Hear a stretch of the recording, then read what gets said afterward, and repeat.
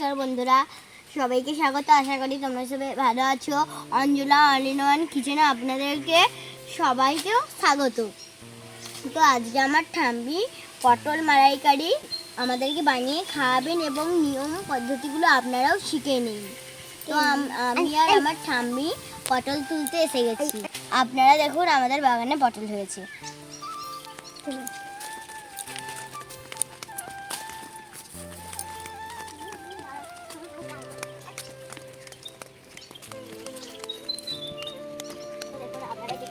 কত বড় বড় হয়ে আছে। তো দেখুন এই পটলটি গাইস সবথেকে বড়। তো আমি এগুলো তুলে নিচ্ছি।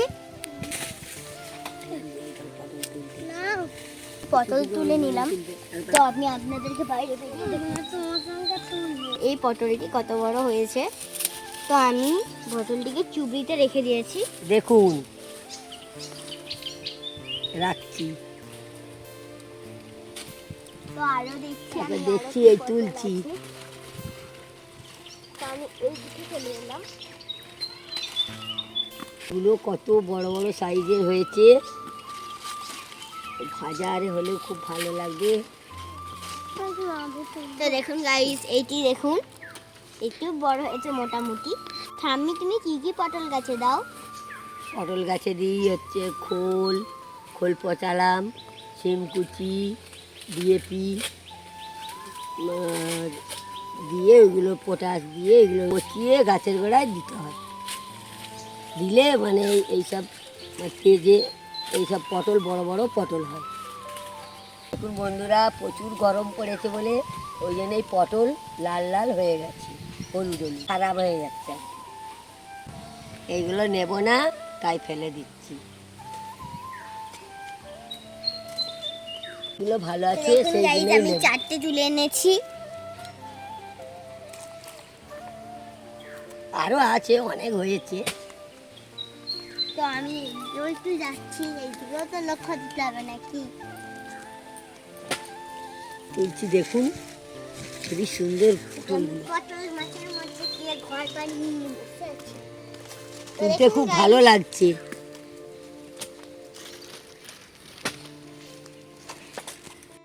বন্ধুরা দেখুন, এই ভাড়ার নিচে বড় বড় পটল ভালোভাবে দেখা যাচ্ছে।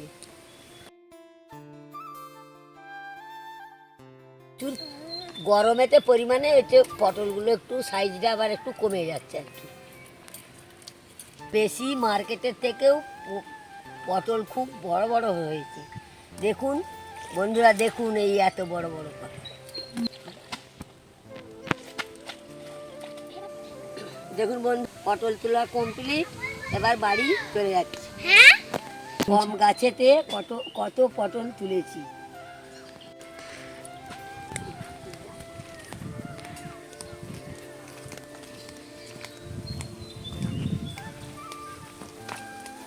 তো দেখুন গাইস, আমি শাবল নিয়ে চলে এসেছি মাটি খুঁড়বো বলে।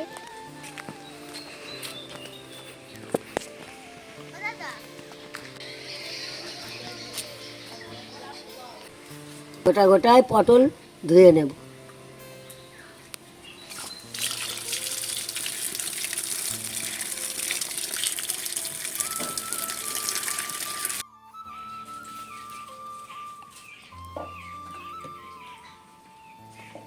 এরপর আমি পটলগুলিকে একটি একটি ভালো করে ছাড়িয়ে নেব খোসা।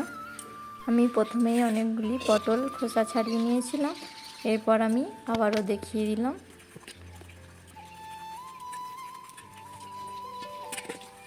দেখুন বন্ধুরা, আমি ঠিক পটলটিকে এইরকমভাবে মাঝ বরাবর কেটে নেব, তাহলে কিন্তু পটলের ভেতরে মশলা সব মিক্স হবে, না হলে মিক্স হবে না। তো প্রথমেই আমি পটলকে কেটে নুন এবং হলুদ পরিমাণ মতো মাখিয়ে নিয়েছি। এরপর আমি কড়াইতে ভালো করে নাড়াচাড়া করে ভেজে নেব।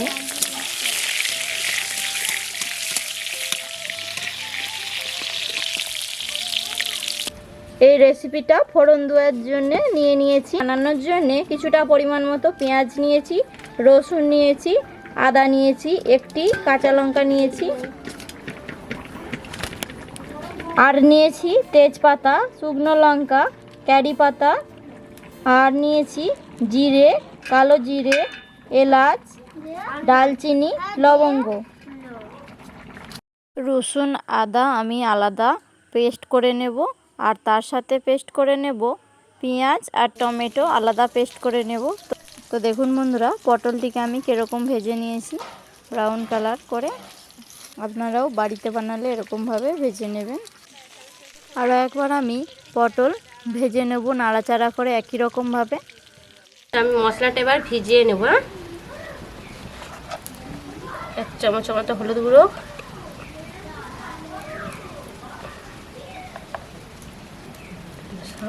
2 চামচের মতো লঙ্কা গুঁড়ো,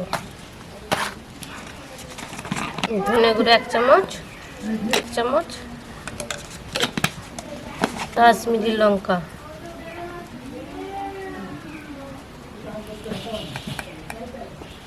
1 চামচ। এরপর আমি মশলাটিতে জল দিয়ে ভালো করে মিক্স করে নেব। অপরদিকে আমি একটি নারিকেল ভালো করে কুড়া তৈরি করে নিচ্ছি। এরপরে এই কুড়া দিয়ে তৈরি করব নারিকেলের দুধ মিক্সচার মেশিনে মিক্স করে। তো দেখুন বন্ধুরা, নারিকেলের দুধ আমি তৈরি করে নিয়েছি। এরপর আদা রসুনের পেস্ট আমি তৈরি করে নিয়েছি, আর করে নিয়েছি টমেটো পেস্ট, আর তার সাথে নিয়ে নিয়েছি অল্প পরিমাণ মতো টমেটো সস, আর নিয়েছি আগে দেখিয়ে দিয়েছিলাম ফোড়নের জন্যে কারি পাতা, তেজপাতা, লবঙ্গ, গোলমরিচ, দালচিনি। তো এগুলো আমি ফোড়ন দেব। প্রথমে আমি পরিমাণ মতো তেল নিয়ে নিয়েছি, তার সাথে দিয়েছি শুকনো লঙ্কা, তেজপাতা, কারি পাতা, এলাচ, দালচিনি এবং লবঙ্গ দিয়ে ভালো করে আমি নাড়াচাড়া করে নেব।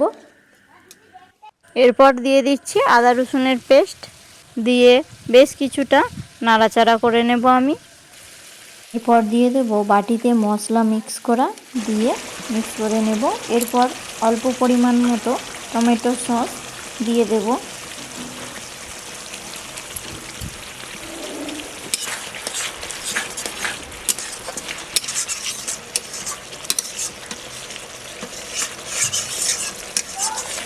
তো দেখুন বন্ধুরা, মশলা দিয়ে তেল ছেড়ে দিয়েছে। সাইড দিয়ে দেখতে পেয়েছেন মশলাইতে তেল ছেড়ে দিয়েছে।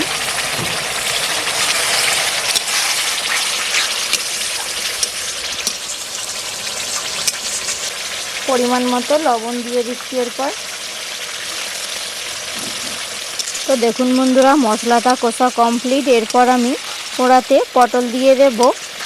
সব পটল একই সাথে তুলে দেব, দিয়ে বেশ কিছুক্ষণ ধরে নাড়াচাড়া করব। পটলটিকে ভালো করে মশলার সাথে কষবো, ঠিক 5 থেকে 6 মিনিট। 5 থেকে 6 মিনিট কষা কমপ্লিট। এরপর আমি নারিকেলের দুধ দিয়ে দেব পটলের সাথে, এই যে দিয়ে ভালো করে আমি মিক্স করে নেব। 1 চামচের মতো একটু চিনি দিয়ে দিলাম, চিনি দিলে একটু স্বাদ বাড়ে।